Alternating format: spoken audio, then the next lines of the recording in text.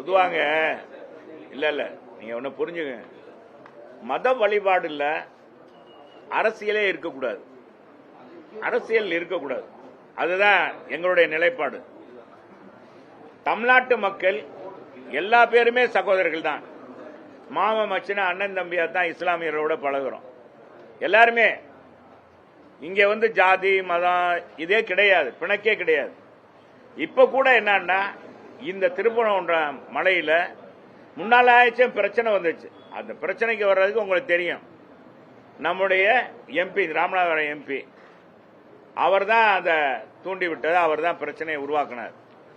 இப்ப எந்த பிரச்சனையும் இல்லை. ஒருவர் கேட்கிறார், அங்க ஏற்கனவே தூண் இருக்கு, அந்த தூண்ல விளக்கு ஏற்றணும் அப்படின்றார். அது அங்க இருக்க அந்த அந்த சிக்கந்தர், அது என்ன சிக்கந்தர் தர்காவில் இருந்து 15 மீட்டர் தள்ளி அது அங்க வேற மலையில இருக்கு. இந்த மலைக்கு அதுக்கும் சம்பந்தமே இல்லை.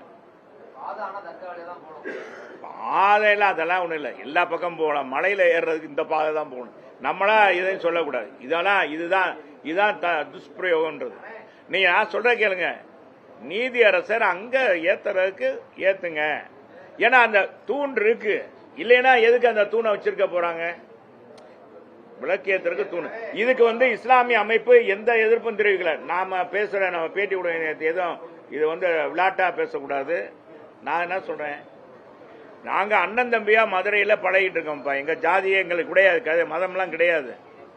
இதுல என்னன்னா, இந்த அரசாங்கம் இந்த தேர்தல் நேரத்தில் இதை ஒரு மத பிரச்சாரமாக எடுத்துக்கொண்டு செய்யறாங்களோ என்ற சந்தேகம் வருது. அவ்வளவுதான். ஒரு நீதி அரசர் 3 நீதி அரசர் சொல்லிட்டாங்க.